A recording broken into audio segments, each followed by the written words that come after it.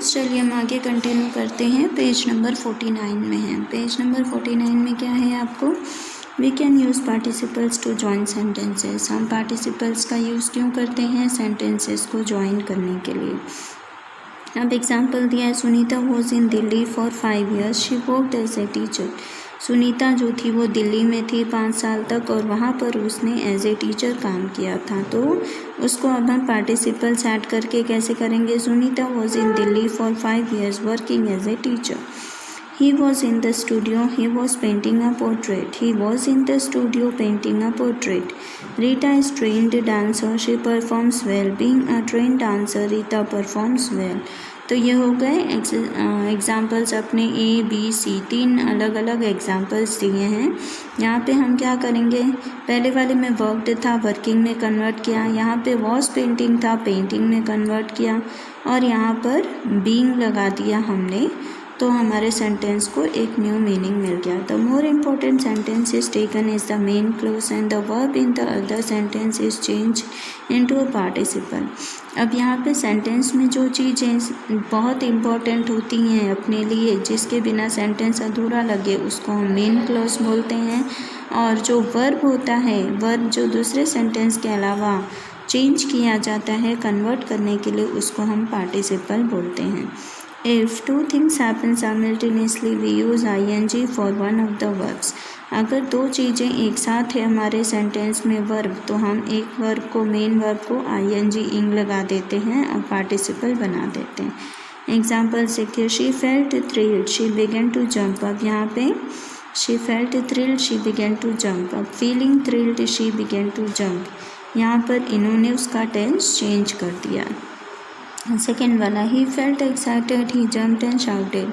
यहाँ पर सब्जेक्ट ही है दोनों जगह, इसीलिए उसने कंबाइन किया है। Feeling excited, he jumped and shouted, यानी दो अलग अलग हरकतें। क्या क्या, एक तो वो एक्साइटेड था, एक्साइटेड होने की वजह से उसने जंपिंग भी किया और चिल्लाया भी, इसीलिए उसे कॉमन ले लिया गया।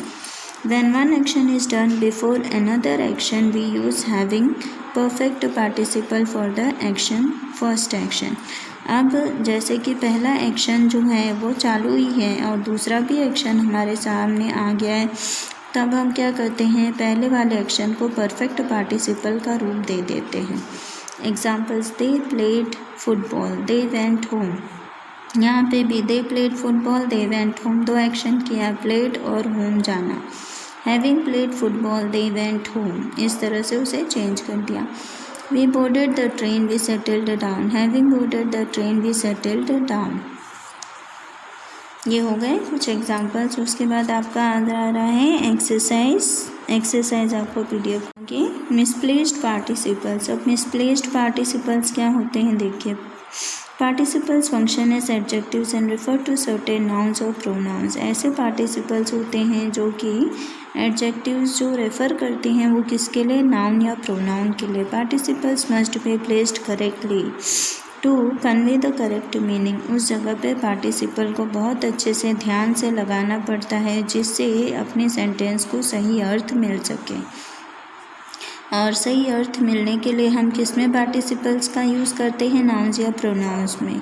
Misplace articles can make a sentence look odd and it can make a sentence a burst also. अब अगर हम आर्टिकल्स का यूज़ जो है वो गलत तरीके से करते हैं अपने सेंटेंस में, तो सेंटेंस का अर्थ भी बिल्कुल ऑकवर्ड फील होता है, यानी बकवास लगता है, और उसको पढ़ने वाला भी उसमें दिलचस्पी नहीं लेता है।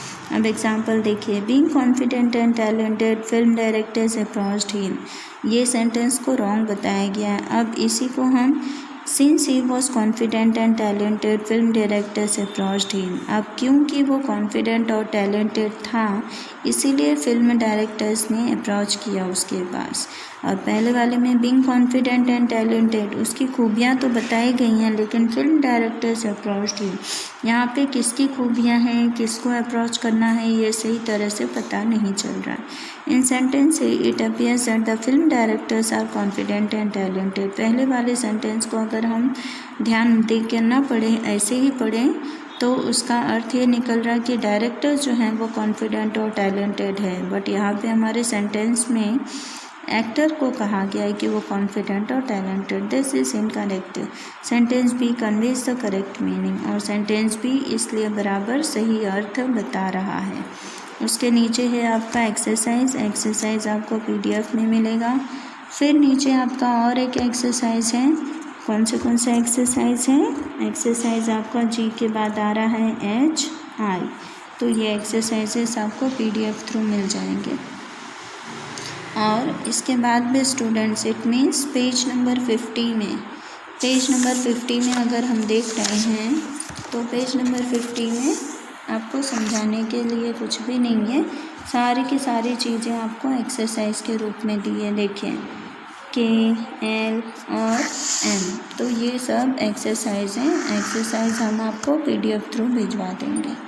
Thank you, and with this we complete our chapter.